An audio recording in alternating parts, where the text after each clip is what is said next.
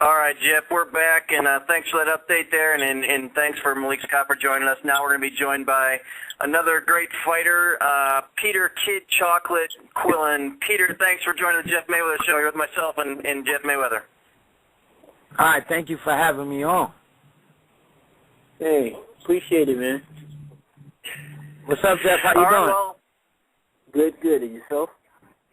I'm blessed, taking one day at a time. all right, well, thanks for joining us, Peter. You got a huge fight coming up here in just a couple weeks on February 9th against Fernando Guerrero. Give us a rundown on that fight and what you're looking forward to there.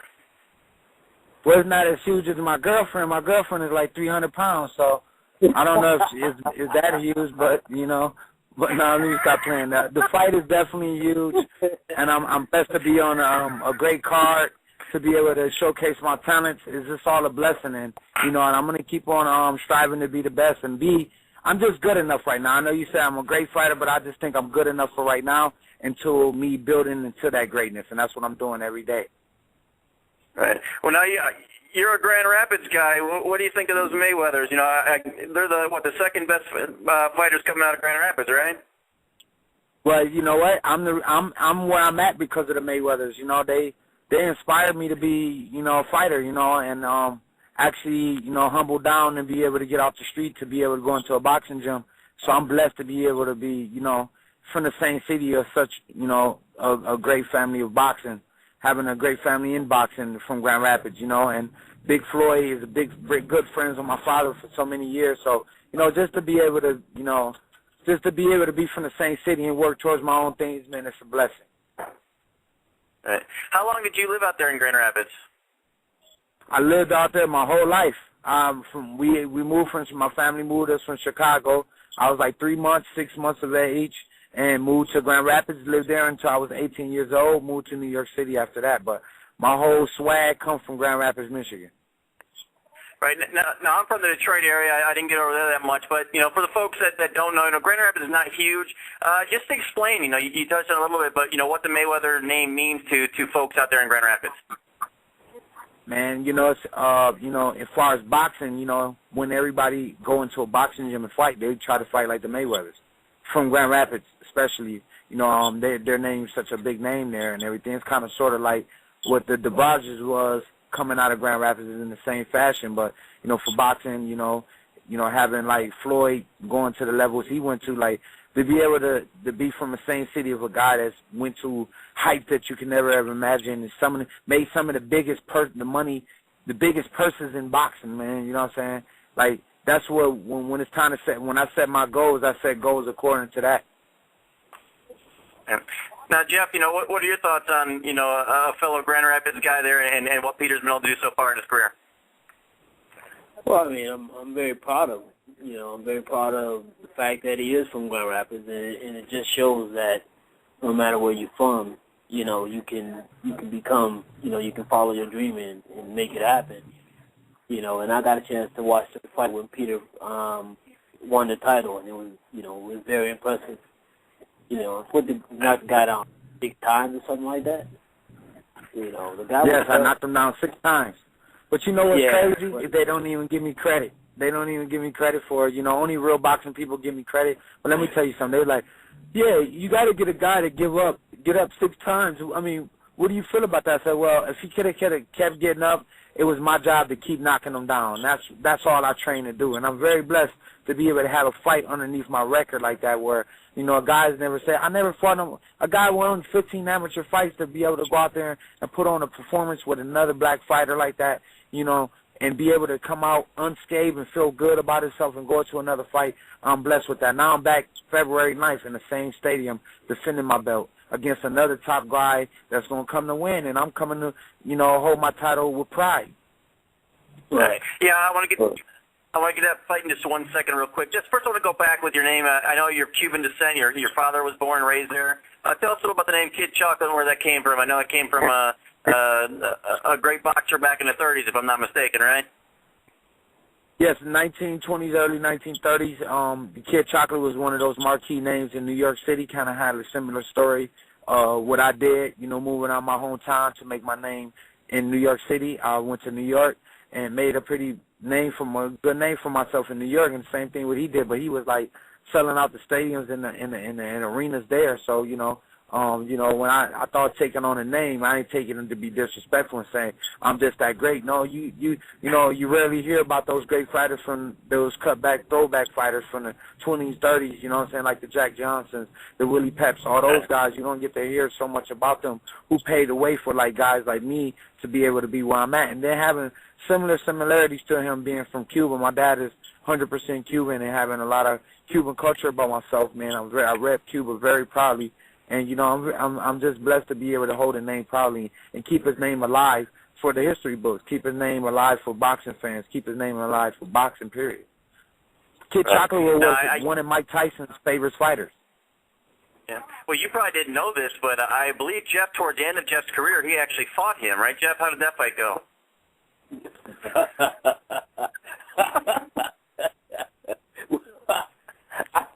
I'm sure I won because I don't remember him still being around. Yeah, he was. I was like, man, he must have been boxing him in the grave or something. Yeah, I must have been.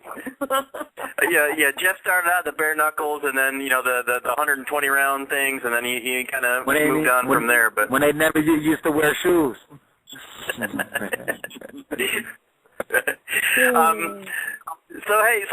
We mentioned the fight. You're fighting there in Brooklyn and at the Barclays Center. Tell us about fighting Fernando Guerrero.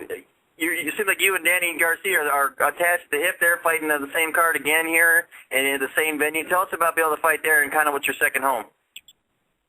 I look at it like this. You always hear a guy that's when he's fighting in his hometown, he kind of got the pressures not to let the crowd down, but Fernando Guerrero is a Dominican guy. He's, I think, originally from New York City, moved to Salisbury, Baltimore, and he's gonna have, and he already's putting it on his own back to say that he wants to be the first Dominican middleweight champion out there, which I don't know if it was Julio Cesar Green that fought, and I don't know if he won a big title, but if this is what he says, then I know it's a very good reason to be a middleweight champion to, be able to go out there and fight for his country. But, what I don't want it to be, I don't want it to be a Cuba versus Dominican kind of fight, because I got so many Dominican fans and so many Dominican friends that, I'm not going to detach myself from my relationship with them just over a fight. I just know that, what makes a powerful champion is that he just don't inspire his own people. He inspires people outside of his race. So me inspiring Dominicans, me inspiring the black community, me inspiring the Cubans, and, all as a whole, I think that's very special if somebody can do that. And, like I said, I don't want to make it as a Dominican versus a Cuba thing, because you already know, Cuba holds his records in boxing, and I'm not saying anything super about that, but I'm just saying as far as this fight goes, I know he has a good reason to want to come and take my belt. And all my job is to do is train like I've been training, which I trained to destroy. So come February 9th, I got respect for him now, and when that bell ring, the respect is lost, and I'm going to fight him like a stranger and a thief that stole something in the night from him. And what about being in that venue in particular, like you said, in the Barclays Center there in Brooklyn? What's the atmosphere like there as opposed to fighting, out here in Vegas or a smaller venue somewhere else? Well, like I said, it's one thing to be able to go all about and fight other areas, but, my name has been built in New York, and, to be able to be part of such a new kind of thing, a new arena, what happens, like when MMA came out, everybody thought it was going to overthrow boxing just because it was like a new thing to, the fight world. But, this arena, you didn't have so many in the mecca of boxing, which is the Madison Square Garden, to have something right over a bridge and be such a big kind of thing, man, like I said, it's like a blessing in disguise. And every time I go out there, I won my title there. I became in the history books to become a middleweight champion. Now every time I go out there, like I said, it's working towards greatness. And to be able to work towards my greatness in like an arena that's new, that could be in the following years a good arena, who knows? And like I said, it's just about me fighting with my heart and fighting with my mind and putting everything together there in the Brooklyn Barclays Center, hoping that I inspire everybody that's there in attendance. That's what's important to me. And Jeff, how important is it to you, do you think, for places like New York that, were so prominent at one time but kind of, faded the last few years to come back and start to get back in the boxing business and put on great fights like this? I mean, I think it's important. I think that, of course, Vegas and Atlantic City pretty much took over boxing at one point in time, but, with the Barclays Center and, I mean, it's going to be like, boxing is back, and of course, obviously they have intentions of having, a lot of major fights there. So, I mean, they'll be back in the scene, I mean, because New York at one point in time was really, really big on boxing. It was great, to be able to say that you fought in New York, or say that you fought at the Madison Square Garden, anything like that. But, in the Barclays Center, I guess it's going to be probably more catered to boxing, more so than, them having fights at the Garden anymore. But still, I think that, it's going to bring boxing back in a big way. And, Peter, what's your thoughts? You kind of touched a little bit on Guerrero, but a few years ago he was a huge prospect coming out. Then he lost to Grady Brewer there, and it kind of set him way back. But he's had a nice little run since then. Obviously he's got a lot to prove, and like I said, he has to be a little bit pissed off that when he once was thought of so highly, he's kind of been dismissed, and a lot of people are saying he's not a legitimate opponent for you. So what are your thoughts on him as far as being a worthwhile opponent for you? Well, I think for his adversity, having one loss on his record is a test that he already know what it feels like to be a loser. Because not losing for 28 fights, I never knew that feeling. And to be honest with you, I do not want to feel that feeling. So what I do, I go out there, hit the track. My willingness to learn, before my camp started, I went out to Vegas to work with Big Floyd, working some of my defense. That's the part of me which advances me in this boxing, is to be able to have a willingness to not to. And I'm not going to act like I know everything. All I know is that I want to keep getting better. I want to keep inspiring my fans. Working towards breaking into like a name like. So I know, with Fernando knowing how it feels to lose, he can't sound like every other opponent. I don't want to hear him say, "Oh, I'm gonna give him his first loss," because he's gonna sound just like every other guy that told me that. I just hope I don't hear that from him. But from what I'm hearing from him, he sounds like he really wants, the belt, and that's what it's going to do for boxing. It's going to bring the fans back into boxing. They want to see good fights, and as long as I'm prepared, and as long as he's prepared, I can not take anything away from him. But like I said, I do not want to feel like what it feels like to be a loser. That's why I train so hard, and I'm going to make sure that my hard work is put to use. I think we got you in a bad patch there. You might be standing in a room doesn't get good reception there. We break up a little bit, but we caught most of what you said there. I want to get a little bit as far as training. You're working with Freddie Roach. He's a couple years ago he was the greatest trainer in the history of boxing. Then he had a tough little run here. Now he's catching a lot of flack. What do you think of Freddie and as far as his abilities go? And just touch a little bit as far as how the perception of trainers just kind of rise and fall. Basically on the success of one fighter or one fight. Well, as you can see, I carried Eric Brown into my corner. At a time, Freddie, brought me to walk hard, and he was going to train me, but he was just so super busy that I just needed the time, that, I thought I deserved, and I just chose to stick with his assistant, which was Eric Brown, and Eric became just my full-time trainer. So that's who I'm training with now, and, I'm getting the time that I think I need to be able to progress and keep getting better. As far as Freddie, I think Freddie knows really what he wants to accomplish, which he already accomplished in boxing, but for right now, we just going to focus on, knowing what Eric Brown is trying to get me and what he's trying to get for himself. And, I'm just blessed with being able to be training in the wild card and being with so many different guys and different faces and different fighters that want to try to be champions and former champions. Is just a blessing to be. I'm a boxing fan, man. Besides being a participant in boxing, I am a boxing fan foremost. And to be able to be around all this, man, it's just a blessing. And I count my blessing. I'm making sure I stay humble. And what's it like being as opposed to having like a superstar trainer, Freddie Roach, as opposed to having the guy, you're with their crown. Advantages and disadvantages. I mean, it actually seems like it's got to be kind of cool when you have someone that's maybe a little under the radar and can devote more time to you and isn't quite pulled in so many different directions by so many different people. Well, you get guys like football coaches who have these understudies that work on them so many different years and all these different years and get to see everything but never had a shot to fame. And I think right now that's Eric Brown. He started with a shot to fame with me and being able to, like I just came out of nowhere. I've been making my name, amongst real boxing people, but amongst the casual boxing fan, they didn't know who I was. So to be able to be, have my name with Freddie Roach, helps me, but also helps a guy like Eric Brown who really has been working in the shadows for so many years, and now just able to come out of nowhere and be able to get his shine. And like he's a boxer, he loves boxing just as much as me. So I'm just happy. Boxing always from every angle comes from some type of struggle. A fighter comes from a struggle. Good fighters always come from a struggle. You know what I'm saying? That's why the Midwest makes so many good fighters, because those are the most deprived areas in the United States. You know what I'm saying? So, like Eric having a shot to fame with somebody like hungry as me that's eager to learn, eager to get better, and he's, we working coincide. So it's like when you in the march pitch going to war and you feel comfortable with your guy that's right next to you, he's going to die with you. That's Eric Brown for right now for me. Okay. Now, Jeff, I'm just wondering, you got a Grand Rapids boy here. What happened to you? Why were you in there training him? What you mean why I ain't train him? He chose me to train him.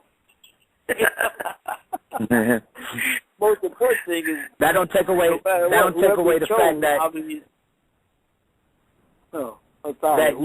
a big fan. So regardless, if I never trained with the Mayweathers, it's like I have been training with them because of how much they did inspire me. They just put so much. Such I don't even think they know how much they inspired me to be where I'm at right now. So I have to give them a lot of credit for that. You know what I'm saying? So, with that being said, I give credit due when it's time to give credit. You know what I'm saying? And that I have to give Jeff and his brothers and everything who's just been showing me so many blessings, so many happiness with me, man. I'm blessed to have them, man.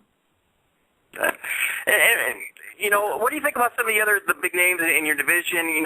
How you match up with some of them. Like I said, you've kind of really come on here the last couple of years and really gotten your name out there. But you have some other huge names out there in the division, the Sergio Martinez's, the Triple G's there, and people like that.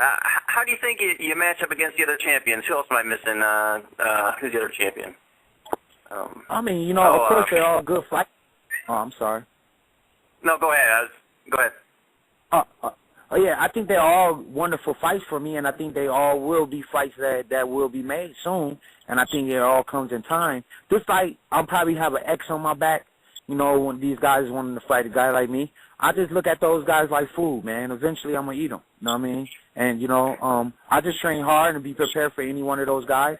I know some guys who would take a lot of credit saying, oh, you don't want to fight this person. I don't make my fights. I never, ever been a matchmaker. I never, ever was trying to do the business part of boxing. The only thing I ever wanted to do was be a fighter, and that's how I act. I don't say I don't want to fight him. I don't say that. I just, when they come and bring me these fights and these challenges, they bring the fights that is fair for me and is good for boxing. I think that's what's most important, and I think those fights will eventually be made. You know what I'm saying? Let the guys, some of the guys like Sergio Martinez, who wants to be considered the best in the world, and and if he don't think I deserve a shot yet, then, I can't take anything away from him, you know what I'm saying? I'm not going to call him scared. I'm not going to say any of those things because I don't know him personally to know that. I just know that, eventually time will come and time will keep ticking and, either he going to get older or the fight will never happen or the fight may happen. It's just, I'm just be happy with whatever God gives me. I'm just blessed being a champion right now, and I'm going to enjoy that success, and I'm going to defend my belt with pride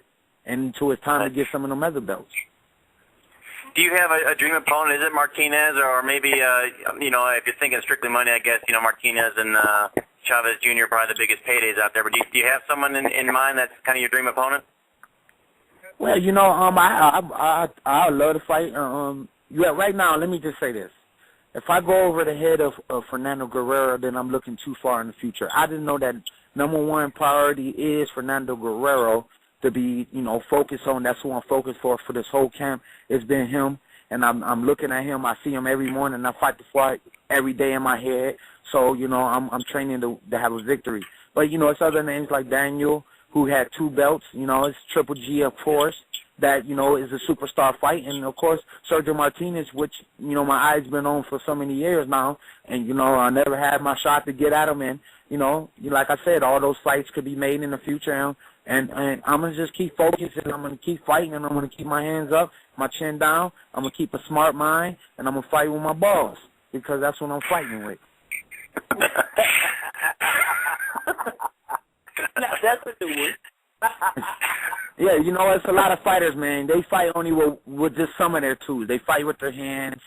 They fight with their feet. They fight with their mind. They fight with their chin. They fight with their heart. I fight with everything. I fight with my feet, my hands. I use my mind to be a smarter fighter. I got a chin if I ever need it. I fight with the balls when we in the trenches. So I'm just a complete fighter, and I'm working towards greatness. And how I do that is just keep having that willingness to learn, and just know that God has got a mission and plan for me, and I'm just humble with my faith, and, nobody can tell me nothing. None of the things that I got in life right now, nobody ever gave it to me. I had to fight for it, and that's where I'm at because of my hard work. I only got 15 amateur fights. I don't have no amateur fights. I only got 1 regional title, which is a ringside national tournament that I won in 2002. But other than that, no Golden Glove titles, none of that. I just, came out the woodwork. It's just been a fan of boxing. It turned into a dream, and I started setting my goals, and I've been accomplishing my goals ever since. Okay. Now, we talked a little earlier with Malik Scott about, some of the problems with boxing and as far as, building it back up and the difficulties in making, the bigger matches, and you touched about, like the fight Martinez. If you were the boxing czar, what kind of changes would you make to the sport that would make it more fan-friendly and get you guys to be able to get in there with the best against each other? The media. The media is sometimes right as perspective of being a fighter themselves. Instead of just writing positive stuff about boxing, you don't see us enough on ESPN. You hear about the colleges and everybody what they doing in college, but you don't hear about the guys that's up and coming who's fighting on their own network. They ain't even talking about boxing no more. So I would just say the media got to play a big part, getting, not write so much bad stuff, because that's what makes the sport get a black eye is when you writing so much negative stuff. It's already like a super, look at football. Football, full contact sport, people being hurt for life. You know what I mean? You guys got really messed up, and then they talk about boxing where guys like Muhammad Ali, Sugar Ray Leonard, who's been on the cover of Time. These kind of guys. These are, boxing is one of the oldest sports, man. And they don't give us no respect. It's because some people, that never had a fight in their life will go out there and write some negative stuff and, have a bunch of people following that and make a little sense. But, you can't make sense of boxing. To be a boxer, you got to be a little crazy a little bit. And, at the end of the day, it's my life. It's my life. If you think about life, the reason why boxing, people can relate to boxing so much is because life is just like a boxing match. It's a fight. And you're fighting every day to be better. You're fighting every day to be the best at your job. You're fighting every day with your wife and trying to work it out. It's a fight, and that's why everybody can relate to a fight. So if everybody can look at it like that instead of looking at it like, oh, this guy is scared. You can't tell somebody that's willing to step in a rope and fight another guy and look him in the eye and fight him and call him scared. That's not scared, you know what I'm saying? So, with me, I just know that I'm just blessed. And I try to be less involved with what people write about me or what people say about me, because it's getting to the point where I'm just too emotionally attached to that kind of stuff. I got a guy hit me on my Twitter every day telling me why I don't fight GGG. It's because it don't make sense for me right now. If the money ain't there, what the fight is compared. I know he's a serious fighter. Yeah, there's some things in the fight that he may do good, and there's going to be a lot of things that I do great. You know what I'm saying? I don't think he's going to be able to beat me. I just think the money don't make sense, and I think the boxing people that I work with, like the Golden Boys, the Al Haymans, and my management team, they're going to advise me on the best opportunities out there for me to make sure that the years that I invested in boxing, I'm going to get that back with these fights that's coming up. You know what I'm saying? So, like I said, I'm just keeping my blessings alive and keeping my faith in God grounded, and making sure that, when I step out there, I'm fighting with my heart. in my balls. Well, it's a good thing. It's a good thing you're not paying attention to the negative stuff because Jeff, let me tell you, Jeff rips on you constantly every week on the show. He's always talking bad about you. So glad you're not paying attention too much. Man. No, the one thing you mentioned, Al Heyman. This is he's also the advisor for Guerrero, right? And this is the first time I believe he's put two of his own guys together. So anything interesting coming out of that? Well, you know, like boxing is if you get it confused like you know, like me, if I get it confused with the fights I used to have on the corner of the street, you know what I'm saying, I'd be messed up. But, you know, it's a business. So at the end of the day, that's how I kind of view this. You know, when you sign a contract, ain't no emotional involvement can be in that. Like, I'm signing a contract, and I'm just like, oh, man, I got to beat him up. No, I don't think like that. I'm like, damn, you know what? I'm going to sign this contract, I'm going to train to win, and I'm going to get paid. You know, that's called a job. You know what I mean? A lot of these guys, probably when they fight me,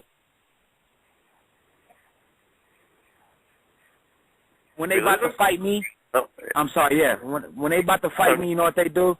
They kind of shivering and shaking a little bit when they sign the situation for their career. You know, it's like, I can't say that about Fernando Guerrero, but all I know is that I'm going to be ready February 9th to go ahead and put my stake in boxing. All right. Last thing I'd like to cover with you both, actually, I'll start with you, Jeff, and then I'll get with you, because at some point, Peter, you're going to have to go through this. Shane Mosley just announced that he's coming back and fighting Paulie Malignaggi. Jeff, your thoughts on him coming back? He's catching a lot of flack. You know, he was 0-3-1 his last 4 fights. Thoughts on him coming back, and does he have anything left to offer? Well, I mean, to be honest, I would just put it this way. I think that taking the fight with Malignaggi, because of the fact that he doesn't have punching power, it's a safe fight, you know. Not saying that he will win or whether he'll lose, but it's safe. He won't get hurt, you know. And that's the reason why I think that he's coming back to fight Malignaggi. And not only that, I mean, it's a fight in which there's a title at stake. So, I mean, he's putting himself back in a position to, you know, win a world title and, of course, make a decent, you know, a nice payday. So, I mean, it makes sense, you know. But, I mean, if you're going to come back to fight any champion out there, you're taking less risk with somebody that's going to, you know, that's not going to hurt you. You know, I mean, they might beat you, but they're not going to physically hurt you. I think we just had a Jeff Mayweather Show first. There's dogs barking in the background, and it's not my dog, so... Yeah, it's actually, I'm in Holly in the hills, and I'm trying to make sure that coyotes there go my dog. There goes that's my your dog right in the back, yeah. They must have heard the dogs in my background. Yeah, no. My wife comes home every single time in the middle of the show, so without fail. No, you want me to tell you what's crazy is because when I was on the phone with y'all, I'm standing on the corner of a street, and I seen a lady she fell really hard. And I just heard her over there crying, so I walked over there and I said, "Miss, are you okay?" And she was like, "Yeah." She cool, and then the dog started barking at me. All right. And then the last thing, you know, your thoughts on what we just said about Mosley in particular, and then, you know, how do you think that, you know, you never know until you get there, but at some point it's going to come to the end of your career.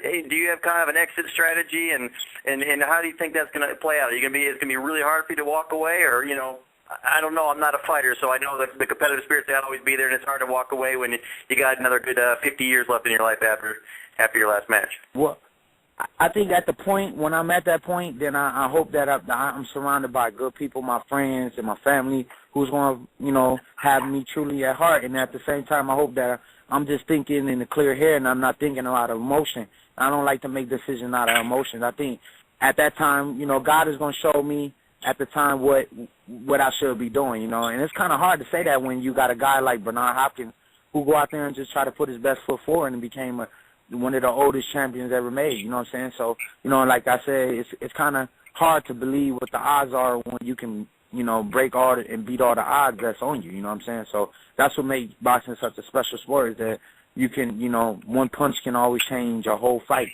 And then that no matter how old you are. But like I said, it's just all about health, and if you being smart about your health and being able to perform, like, you know, with the younger guys who's coming out, and they coming out to, you know, prove themselves and fight with their heart out, you know. And so, you know, obviously you maintain your championship, but what are your your career goals? What do you have left to accomplish? What do you what going forward? What are the things that you want to do in the sport before you eventually hang them up?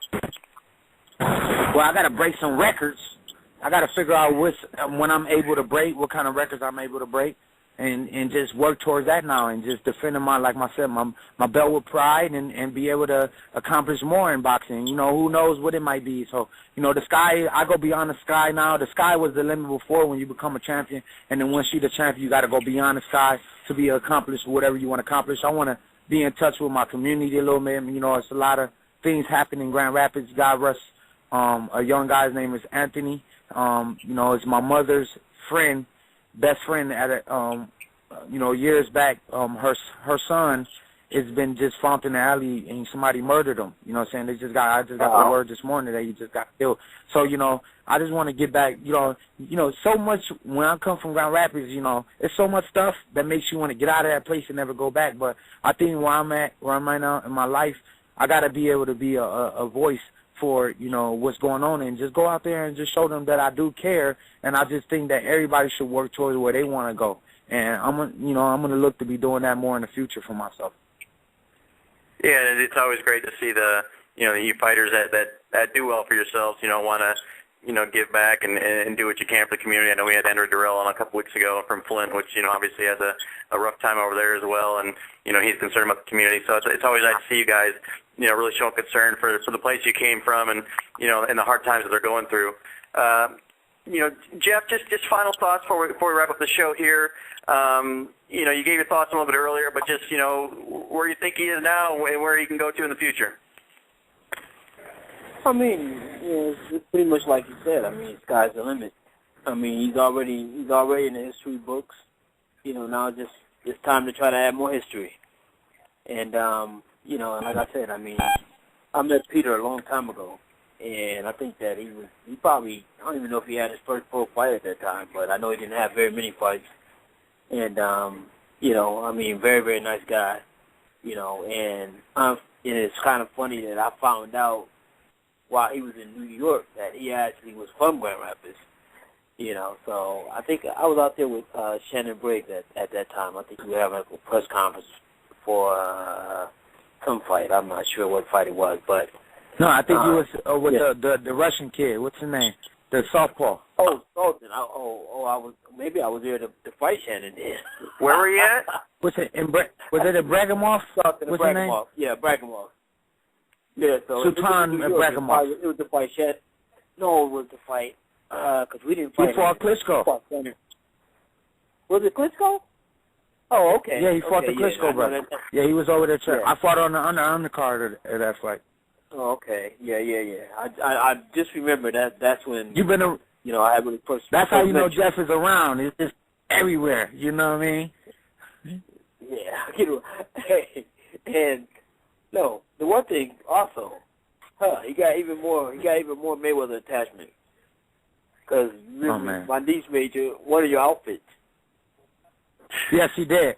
Yes, Tish definitely made my Actually, Tish, her daughter, Quay, her and my brother got a kid together that I'm hoping that my brother become more of a responsible young man and start becoming a man more than, than when he running around in the streets trying to, I don't know what he looking for. But, the blessings is that, everything can be kept in the family, and I'm just blessed to be able to have, these wonderful people in my life and be able to just promote greatness on me and just shower me with their blessings and with their knowledge. And, that's what it's all about is spreading the love and sharing it.